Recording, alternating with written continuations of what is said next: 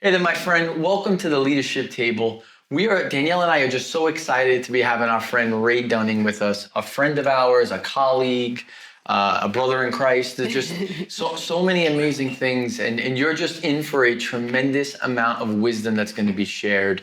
So grab a cup of coffee, grab some water, grab a drink, and listen on in, because we're going to have a conversation today about navigating family business dynamics. It's the space that Ray plays in all day long. And we're just going to have an amazing conversation. So I guess before we get started, though, I'm just going to ask Ray. Ray, can you just share a little bit about your background, how you got to where you are today before we jump into this conversation? Yeah, so it's a little bit of a story and a little bit of a journey. So as you guys know, I was born and raised in London. Spent the first 20 odd years of my life there. Started in banking as a junior banker. In the mid 80s, I had an opportunity to travel to New York, and that was on the back of a personal situation I was going through at the time. And I've been a career banker in my 30 plus years, which I don't apologize for. But it brought me to a marketplace that I had admired from afar, really through sports and television. When I was growing up in London, American TV was the hottest thing on television. So I used to watch programs like Hawaii Five-0 and Kojak, and they started to televise American football way back when. What's that? What programs are those? But some of the audience think, Hawaii Five-0, what is that? Okay, they made movies. They made movies about Hawaii Five-0. Kojak was one of the original TV cop series. But anyway, we move on. But that transition for me, from a professional point of view, was profound. Yeah. One, because it brought me the cultural transition to the United States. Growing up in England, it was quite different. I grew up in London. So there were significant differences between growing up, schooling in London, working in New York City. Very similarities, though, in terms of culture and history. But professionally, it took me into a marketplace that I want to say I wasn't prepared for. I embraced, let's put it that way. And so I had tremendous opportunities in New York, in the United States, in terms of furthering my banking career. So the company that I transferred with to New York originally, I was there for about 5 years. We were working very closely with one of the big U.S. banks at the time, Chemical Bank, which has now become J.P. Morgan Chase. I had an opportunity to join. Medium-sized bank, Regional bank, right, Chase? Regional bank of the world. So I had an opportunity to join the chemical team, and that was my first experience of working with a U.S. corporation. And the differences were significant in terms of, I would say, leadership on the one hand, entrepreneurship on the other hand, and just a culture of working extremely hard for your clients. And that said something to me at the time. I embraced it. I spent about 6 years with Chemical Bank, tremendous experience, tremendous professionals, tremendous clients. And then I had an opportunity to join Citigroup, another organization that taught me great things, a global leader, extraordinary talent I could never understand the amount of talent in that firm. Wow. And I say that in a positive sense, and that was global. So I had the opportunity of traveling globally with Citibank, and everywhere I went around the world, it was the same thing. One, the Citi name was a leader in that marketplace, and the talent, the quality of the professionals in the field was extraordinary. I worked at Citi for about 20 years. And I spent the last 8 years of my career at BNP Paribas, another global bank. Different, European culture was different. So 2021, that all came to an end. And while I was thinking what I was going to do before I grew up, you and we started talking about what ifs and questions, very casual conversation. And it led to an opportunity to join the Wealth and Legacy team, which is where I've been since 2021. And it's been a continuation of the journey. I started on a journey transatlantic. I'm still on that journey, and it's been a tremendous ride. So A little bit of background. Yeah, thank And you. your wife played a beautiful part in that story as well. Yeah, thank you, Danielle. We were actually sitting, truth be told, this was after I'd finished my corporate career, and we were sitting in a conference room with you guys on the personal side doing some planning because I am a client of the firm. And my wife, in her own unique way and style and character, said, well, if you guys have anything for Ray to do, he's a free man. He's a free agent. He's a free agent. And from there, we started a conversation, and I think it took about 6 months. And, It's been a great journey. and here we are. It has been a journey. It's been a journey, and the journey's only started. Was grateful for that comment. Yeah. You know, for many of you that are watching, you may be saying, well, what are you talking about? Because I thought it's leadership. Danielle and I, we own multiple companies. If you want to learn more about it, just you can go to chadrace.com and you can see the different companies that we own. But Ray's one of our senior leaders at our Wealth and Legacy Group, which is a generational planning firm. And that's actually going to be a lot of the conversation we're going to have today, is we're going to be talking about navigating family business dynamics. Indeed. Yeah. Maybe you can share, because your background was working with global companies, CEOs, CFOs, and now you're working with these family businesses that have a matriarch and a patriarch. Can you kind of just share the differences that you've seen in leadership when it comes to a global bank from a CEO, CFO perspective to a family business, and that being a matriarch or a patriarch that's leading that enterprise? Yeah, it was one of the things we talked about at the time, because when you had approached me with regards to coming on board and joining the team, I remember this conversation. Yeah, so in my own characteristic, I kind of stood back and said, well, wait a second, my background is very different. How does this work? You're dealing with entrepreneurs, ultra high net worth families, family businesses. My space was in the corporate. Well, I was in the marketplace dealing with Fortune 200, Fortune 500 companies. So I was in a very different field. But the more we talked about it, the more we found the similarities. Yeah, there's a lot of because I kind of started out here, and I'm thinking this business is there. But over time, as we spoke, we brought the two ends together. And I think the similarities were around problem solving. So. My background and experience was working with, as I said, public companies. There was a need, right? There was either a need for finance, there was either a need for an advisory solution, there was a need for an M&A transaction. So there was a need for an end result. Yeah. I think I said to you at the time, Chad, the more I thought about it, the common factors were problem solving. Yeah. So families, right, whether it's an individual, whether it's a generational family, have issues, have problems that they need to solve. From a leadership point of view, I think the major difference that I found was that with family businesses, entrepreneurs, those are the owners, right? They're the owners. They own the equity. They own the problem. When you're dealing with companies, by and large, the company has the problem, but it's the shareholders, right?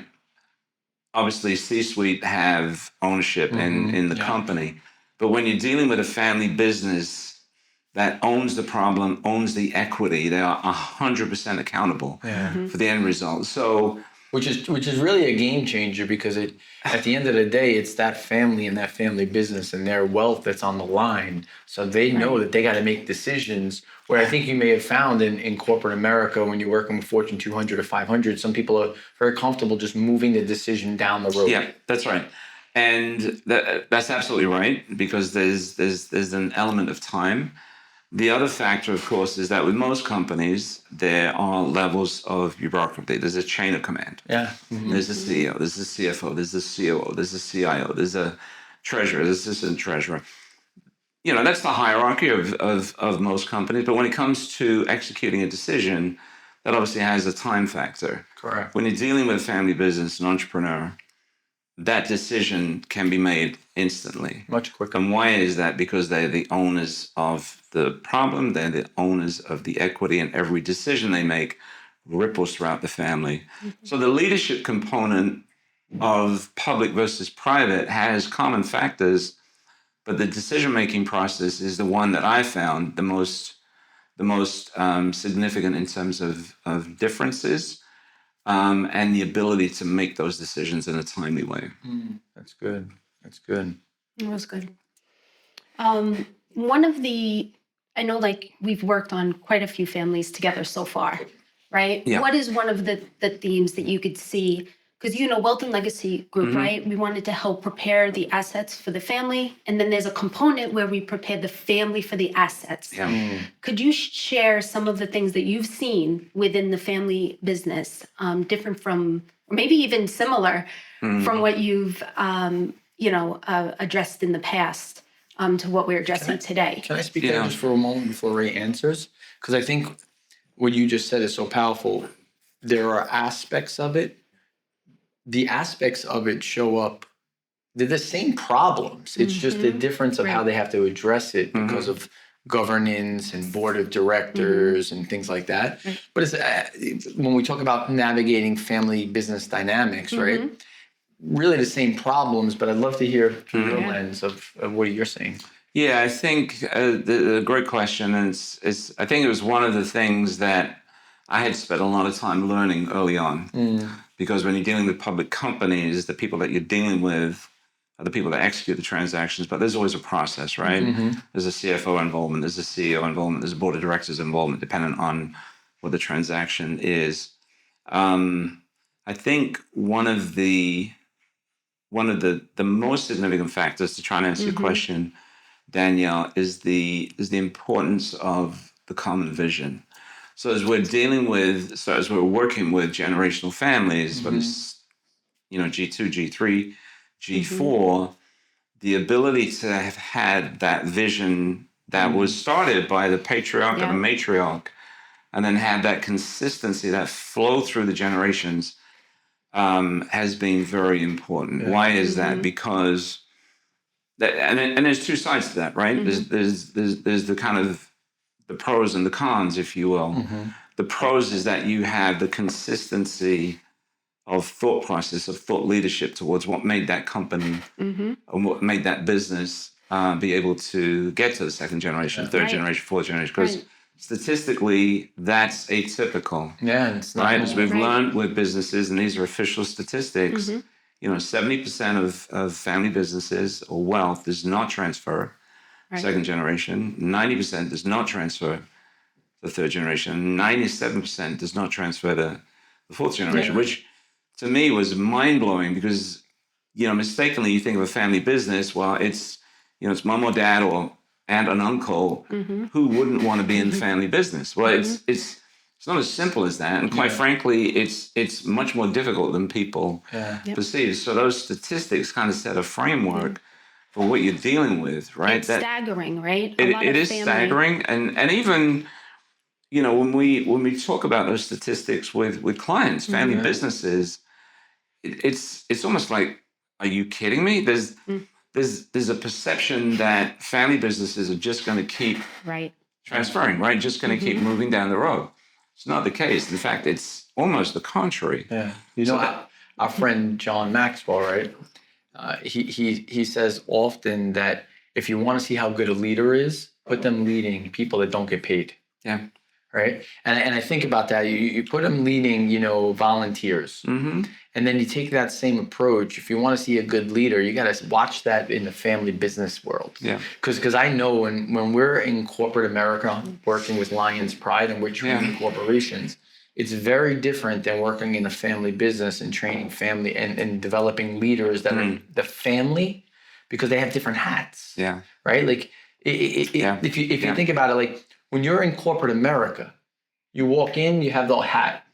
Managing director, executive vice president, senior vice president, CEO, you have this hat.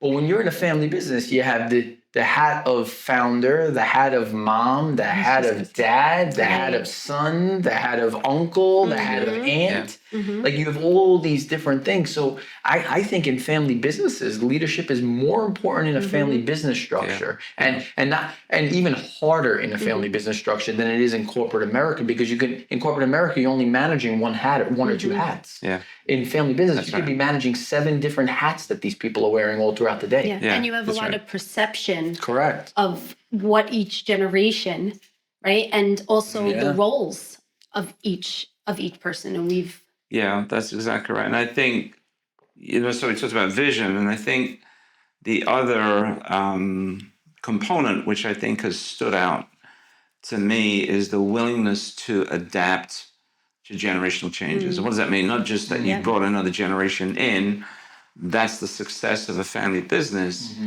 but when we've had these conversations, right? When we're talking of what the patriarch's vision was for the business decades before, scroll forward those decades, you're in G3, millennials.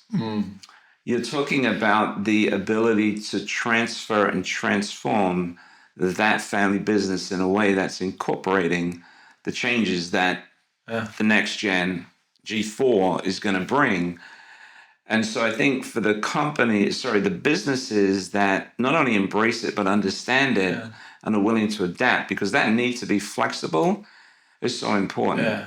We talk a lot with not only our businesses, but with our clients about the impact of AI. That is a current gen phenomenon, right? And we've talked to a lot of family businesses about that. And in the context of those businesses that are in G3 or G4, on the one hand, it can be a threat. It can be perceived as a threat. But as we've talked to clients, maybe G3, G4, because that is very generational, can then take AI and then figure out what it means to the business, what it can be used for to make changes, what it can be used for, not only from an innovation point of view, but the legacy of that business. If that tool can be used in a proactive and incorporated into what that business, what makes that business successful, then the opportunities could be almost unlimited. What I think is very challenging there too, right, is the patriarch and the matriarch have had a vision, right, for years to come. You get to the third generation, which they're still here. Sometimes you get to the third generation, and especially something like AI was not even a thought, right? And now you have the third generation who may, they're thinking really outside the box. And they say because of that staggering number of 90% of wealth doesn't even make it to the third generation. They're, what's the right way to say it? They squander it. They said by the third generation, they're squandering shirt sleeves, the wealth, right? And that is such a pivotal thing. And we say the reason for that is two things, right? Breakdown in communication starts to break down trust. That's right. So by the third generation, they're not really trusting what they're seeing and what their vision is, or if they're going to do the right thing. Well, absolutely right. Yeah, we had one client say something that was so powerful. It was like profound to me. He said, I don't want the next generation to have to go through the things I went through, but I want them to be able to. Yeah, it's good. To what Danielle just said, I think that I think when you think of family businesses, right, and we're on the Leadership Table podcast, and as I think about leadership, I think one of the things that when we look at your public experience compared to private, right? The thing is public really asks for innovation, and private wants to keep control of what was built. So like when we were working with families, I see like some families are really hesitant to allow people to drive innovation because you're risking what the matriarch and patriarch created. And we've seen this over the years. There's an emotional attachment. There's an emotional attachment to it. However, now this is the key.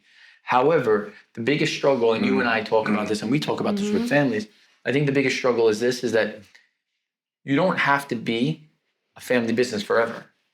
You could turn into a family enterprise. And this is what I've seen. I've seen that families struggle because their identity is in being what they've done instead of being what they're doing.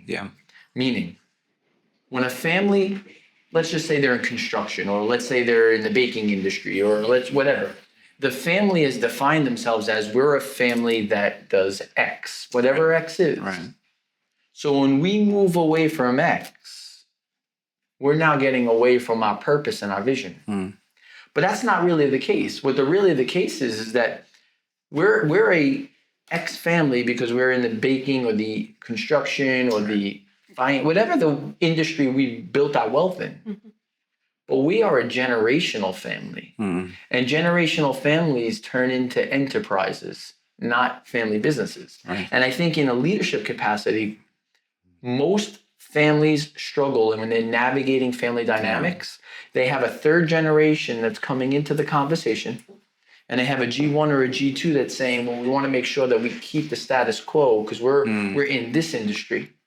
When really, at the end of the day, you're turning into a family enterprise. Yeah. And if you don't, and this is, and I'd love for you to speak to this and what you've seen, if families don't turn into a family enterprise, they literally put a lid on what's possible for the next generation. So the family talent says, I don't want to be in the family business. I want to be in this industry. Or so I'm going to take my talent and I'm going to go add value to the enterprise known as publicly traded companies or maybe other family businesses, because our family business is only in this industry. We're not thinking enterprise. We're thinking family business. What are you seeing on that?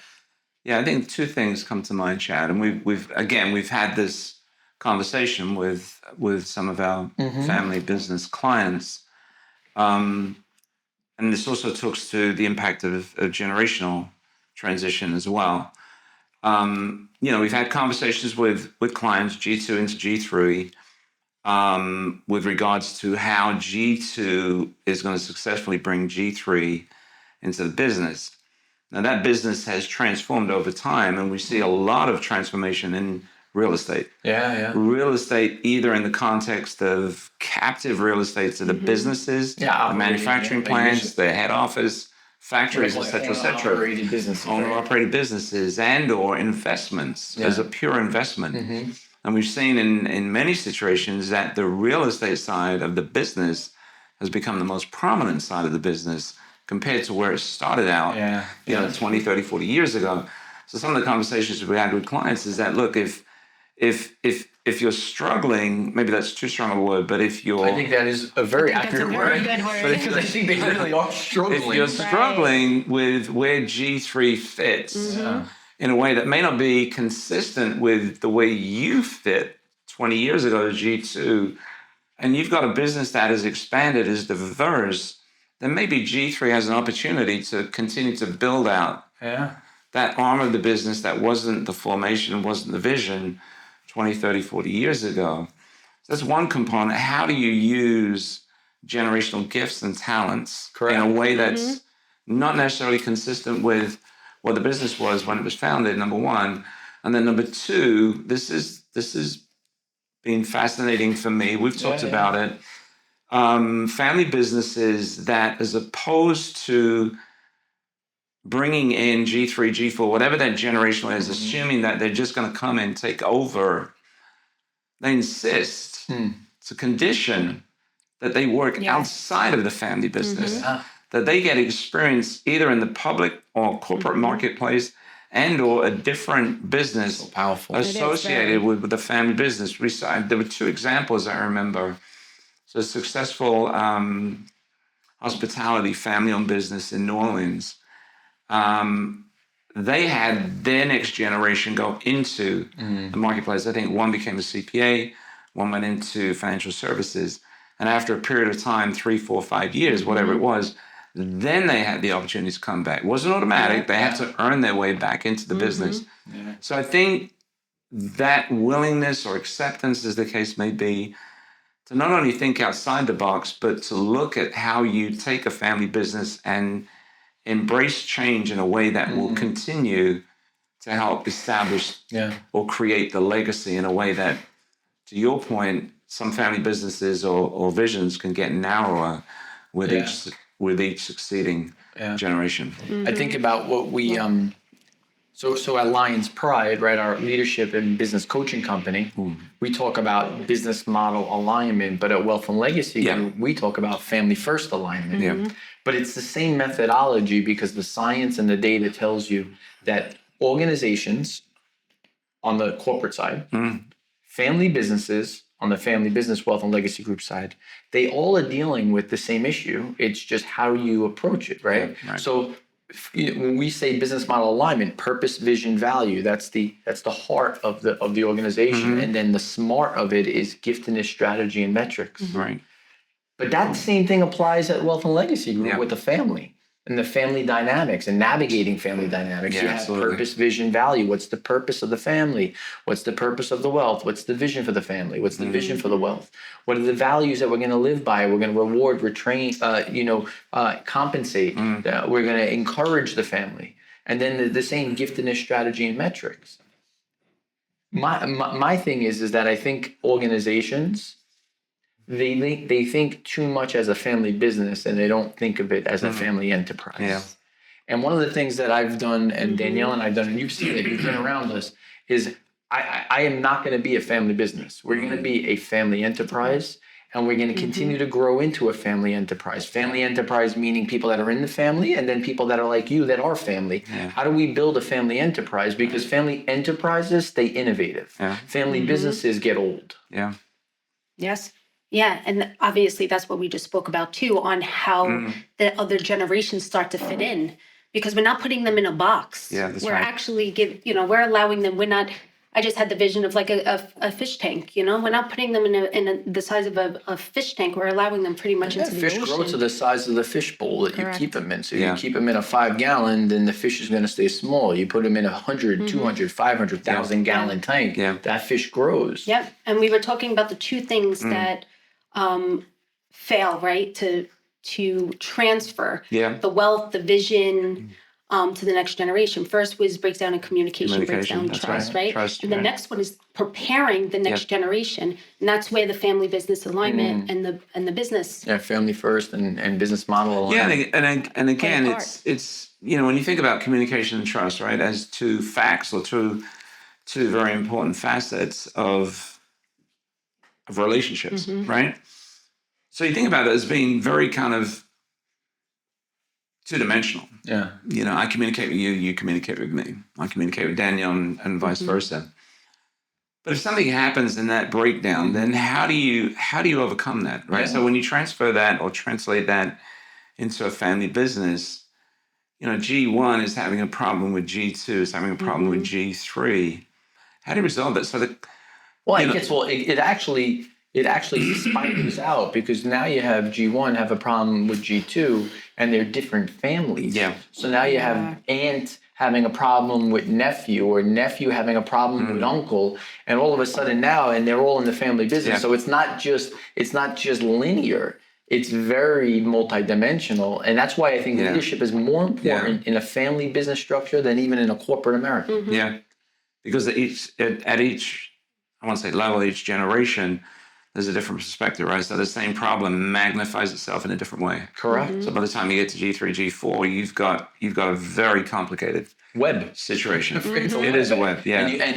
And that's the reason why I think what we do at Wealth and Legacy Group is so key, because besides the technical stuff, listen, the technical stuff, while it's very important, there's a lot of people that can do the technical. I think what really what makes what you do and what we do at Wealth and Legacy Group so unique is the ability to navigate all the complexities of the family dynamics. Yeah.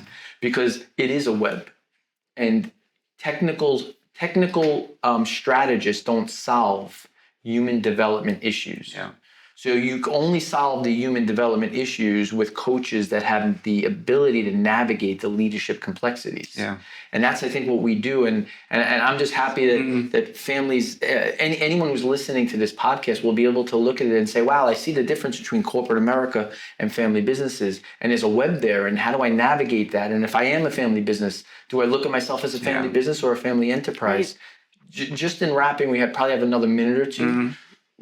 What's some parting wisdom that you'd like our listeners to hear? And then how can they get in touch with Ray Dunning and Wealth and Legacy Group? We talk a lot about in our world, right? In the wealth and legacy world, we talk a lot about, and this is the core to our generational coaching business, which is helping to take families, family-owned businesses, successful entrepreneurs from success to significance. And I'll put a plug in for one of my favorite historians, Winston Churchill. Yeah, not because of our lineage and our country of You want to talk both. about going full circle in this conversation? But something that I've admired from afar as a leader, and one of the many quotes that is attributed to Churchill is the following: "Success is not final, failure is not fatal. It's the willingness to continue that counts." Yeah. So when you're thinking, or when I think about the clients that we work with, the family businesses that we work with, a lot of it is driven by success. What we did 20 years ago, we need to continue, right? But we also know as individuals, right, and also as advisors to our clients that there are going to be situations that are not as successful as they thought. There are going to be failures. But I think part of it is understanding that, embracing failure, and you look at the great leaders over time, whether they're political, athletic, in business, most will all talk about the value of failure as a means of helping them improve their leadership, right? And I think if we look at it on a personal level, we've all gone through crises. I was going through a personal situation back in the mid-'80s, which brought me to New York. Now I was dealing with it on a personal level. I didn't know at the time it was going to transform my journey in life. So embracing failure is part of a journey, whether it's an individual or family business. And I think overall for me, Chad, when the honor that I've had, the privilege that I've had of working with the clients and businesses, family businesses that we've had, the two things that I think strike out. One is the leadership from the top. In corporate, my experience, corporate America, is that leadership from the top was not always what you were looking for, because it tended to be a means of just handing down rules and regulations. The leadership really came from the grassroots. It was bottom up, right? Because that's where the problem solving was. I think in family businesses and clients, that is different, because as we talked about at the beginning, they're not only the owners of the problems, they're the owners of the ownership. Right? So everything that they do, everything that they embrace is impacting every part of that business. So I think the leadership within a family business is so important. It not only sets the vision and values, but it creates the pathway for the legacy of that business generations to come. That's great. That's great. That was very good. Hey, for our listeners, how do they get in touch with you if they wanted to have a conversation? Yeah, my email is rdunning, DUNNING, at WLG Private Client. I know that's a mouthful, WLGprivateclient.com. Send an email. I will respond as quickly as I possibly can. Would love to hear from anybody that has any interest in following up, and we're here to serve. Yeah, thank you. I think we added so much value to our listeners today, right? Would you agree? I appreciate I appreciate you, Ray. Absolutely. And I want to thank you for listening to us today. As you listen to the leadership table is where mature leaders have mature conversations. Today we were having a conversation from a man that has tremendous wisdom and experience in corporate America, and now serving highly successful family businesses. These conversations are unique. They're different. And like I said before, mature leaders have mature conversations. Continue to join us. Thank you so much for allowing us into your world. Until next week, God bless you. We'll see you on the leadership table. Thank you. You're listening to the leadership table. I am so excited that you've joined us. Hey, listen. You want to join us in future episodes where we're going to invite some of our greatest friends, some of the greatest leaders we know, to share all about their leadership journeys and just add tremendous value to you and your teams. Hey, listen, drop a comment below on your biggest takeaway, that what is impacting you the most. Like it, share it with those people that you know need to hear this message, and subscribe. And hey, listen, turn on the notifications. I just want to thank you, because you are making a difference. As you help us, we help you, and we just divide the work and multiply the impact. My friend, thank you for joining us on the leadership table.